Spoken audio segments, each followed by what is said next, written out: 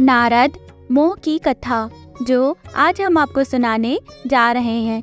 नारद जी ने एक आश्रम में जन्म लिया था। उनकी माँ उस आश्रम की सेविका थी। नारद जी का बचपन ऋषि कुमारों के साथ खेल कूद कर बीता। ऋषि महर्षियों के संग ने उनके मन में छुपी हुई आध्यात्मिक जिज्ञासा को जगा दिया और वे भी योग के रास्ते पर चल पड़े। अपनी तपस्या के बल पर उन्होंने रिद्धि सिद्धियां प्राप्त की और सदा के लिए अमर हो गए।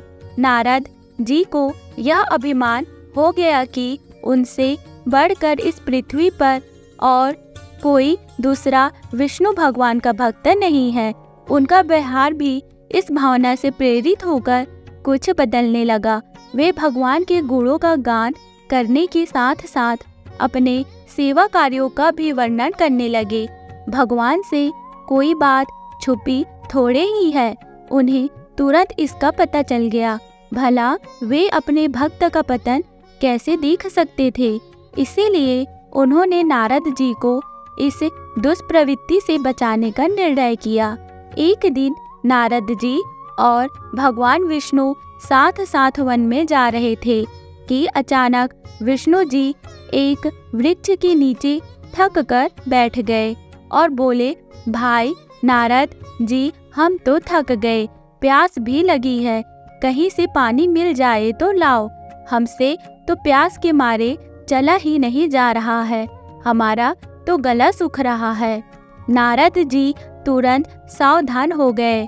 उनके होते हुए भला भगवान प्यासे रहे। वे बोले, भगवान अभी लाया, आप थोड़ी देर प्रतीक्षा करें। नारद जी एक ओर दौड़ लिए। उनके जाते ही भगवान मुस्कुराए और अपनी माया को नारद जी को सत्य के मार्ग पर लाने का आदेश दिया। माया शुरू हो गई। नारद जी थोड़ी दूर ही गए होंगे कि एक गांव दिखाई पड़ा, जिसके बाहर कुएं पर कुछ युवा स्त्रियां पानी भर रही थी। कुएं के पास जब वे पहुंचे तो एक कन्या को देखकर अपनी सुध बुध खो बैठे। बस उसे ही निहारने लगे। यह भूल गए कि वे भगवान के लिए पानी लेने आए थे। कन्या भी समझ गई। वह जल्दी जल्दी जल से घड़ा भरकर अपनी सहेलियों को पीछे छोड़कर घर की ओर लपकी। नारद जी भी उसके पीछे हो लिए। कन्या तो घर के अंदर चली गई, लेकिन नारद जी ने द्वार पर खड़े होकर नारायण नारायण का अलख जगाया। गृह स्वामी नारायण का नाम सुनकर बाहर आया। उसने नारद जी को तुरंत पहचान लिया। अत्यंत विनम्रता और आदर के साथ वह उन्हें घर के अंदर ले गया और उनके हाथ पैर धुलाकर स्वच्छ आसन पर बैठाया तथा उनकी सेवा सत्कार में कोई कमी न छोड़ी। तब शांति के साथ उनके आगमन से अपने को धन्य बताते हुए अपने योग्य सेवा के लिए आग्रह किया। नारद जी बोले, आपके घर में जो आपकी कन्या जल का घड़ा लेकर अभी अभी आई है, मैं उससे विवाह करना चाहता हूँ। गृह स्वामी एकदम चकित रह गया, लेकिन उसे प्रसन्नता भी हुई कि मेरी कन्या एक ऐसे महान योगी तथा संत के पास जाएगी। उसने स्वीकृति प्रदान कर दी और नारद जी को अपने घर में ही रख लिया। 2-4 दिन पश्चात शुभ मुहूर्त ने अपनी कन्या का विवाह नारद जी के साथ कर दिया तथा उन्हें ग्राम में ही उतनी धरती का टुकड़ा दे दिया कि खेती करके वे आराम से अपना पेट भर सके। अब नारद जी की वीणा एक खूंटी पर टंगी रहती, जिसकी ओर उनका ध्यान बहुत कम जाता। अपनी पत्नी के आगे नारायण को वे भूल गए। दिन भर खेती में लगे रहते, कभी हल चलाते, कभी पानी देते, कभी बीज बोते, कभी निराई गुड़ाई करते। जैसे जैसे पौधे बढ़ते, उनकी प्रसन्नता का पारा वार न रहता। फसलें हर वर्ष पकती कटती, अनाज से उनके कोठरे भर जाते। नारद जी की गृहस्थी भी बढ़ती गई। 3-4 लड़के लड़कियां भी हो गए। अब नारद जी को एक क्षण भी फुर्सत न थी। वे हर समय उनके पालन पोषण तथा पढ़ाई लिखाई में लगे रहते अथवा खेती में काम करते। अचानक एक बार वर्षा के दिनों में तेज बारिश हुई। कई दिनों तक बंद होने का नाम ही नहीं लिया। बादलों की गरज और बिजली की कड़क ने सबके हृदय में भय उत्पन्न कर दिया। मूसलाधार वर्षा ने ग्राम के पास बहने वाली नदी में बाढ़ की स्थिति पैदा कर दी। किनारे तोड़कर नदी उफान पड़ी। चारों ओर पानी ही पानी, कच्चे पक्के सभी मकान ढहने लगे। घर का सामान बह गया। पशु त्राही मच गई।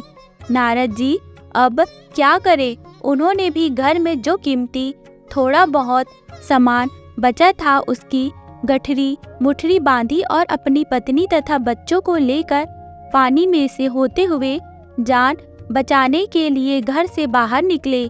बगल में गठरी एक हाथ में से एक बच्चे को पकड़े, दूसरे से अपनी स्त्री को संभाले तथा पत्नी भी एक बच्चे को गोद में लिए एक का हाथ पकड़े धीरे धीरे आगे बढ़े।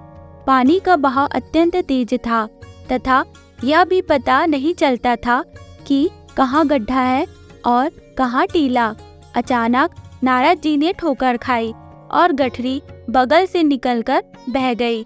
नारद जी गठरी कैसे पकड़े? दोनों हाथ तो घिरे थे।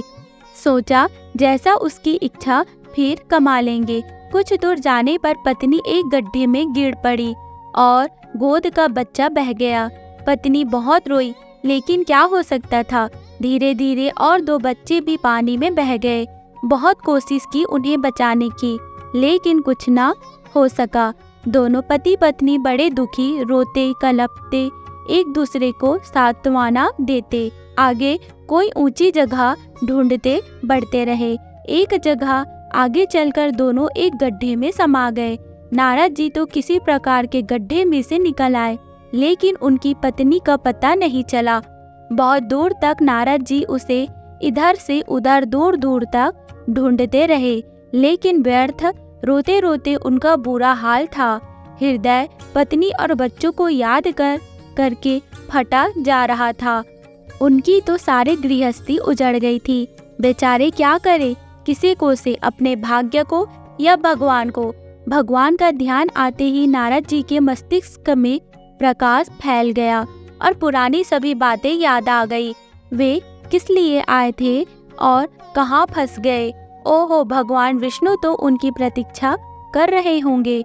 वे तो उनके लिए जल लेने आए थे और यहाँ गृहस्थी बसा कर बैठ गए। वर्षों बीत गए गृहस्थी को बसाने और फिर सब नष्ट हो गया।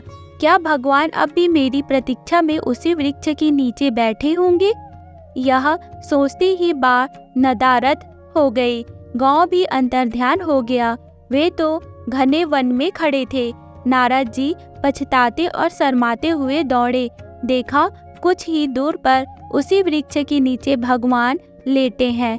नारद जी को देखते ही वे उठ बैठे और बोले, अरे भाई नारद, कहाँ चले गए थे? बड़ी देर लगा दी, पानी लाए या नहीं? नारद जी ने भगवान के चरण पकड़कर बैठ गए और लगे अश्रु बहाने। उनके मुंह से एक बोल भी ना फटा। भगवान मुस्कुराए और बोले, तुम अभी तो गए थे, कुछ अधिक देर थोड़ी ही हुई है। लेकिन नारद जी को लगता है कि वर्षों बीत गए। अब उनकी समझ में आया कि सब भगवान की माया थी, जो उनके अभिमान को चूर चूर करने के लिए पैदा हुई थी। उन्हें बड़ा घमंड था कि उनसे बढ़कर त्रिलोक में दूसरा कोई भक्त नहीं है। जरा सी देर में ढेर हो गया। वे पुनः सरलता और विनय के साथ भगवान के गुण गाने लगे। तो दोस्तों, इस कथा से हमें यही शिक्षा मिलती है कि यदि हमारे पास कुछ है, हमने अथक परिश्रम, लगन तथा निष्ठा से कुछ प्राप्त कर लिया है, चाहे वह अपार धन हो, शारीरिक शक्ति हो, भरा पूरा परिवार हो या फिर कोई ऊंची योग्यता, पद या यश हो, तो उस पर घमंड क्यों करें? क्या हमसे ऊपर और लोग नहीं है? क्या हम ही सर्वोपरि हैं? अनेक हमसे पहले हो चुके हैं और आगे भी होंगे। फिर घमंड कैसा। अपनी इस विशेषता से अपना और दूसरों का लाभ होने दे, तभी उसका कुछ महत्व है, अन्यथा वह तो कोयले की बोरी के समान है जो आपके स्टोर में व्यर्थ ही बिना उपयोग में आए रखी है। इकट्ठा करने में नहीं, बांटने में सुख है, आनंद है। तो दोस्तों, ये कहानी आपको कैसी लगी हमें कमेंट करके जरूर बताइएगा। वीडियो को लाइक, चैनल को सब्सक्राइब जरूर कीजिएगा। मिलते हैं नेक्स्ट वीडियो में।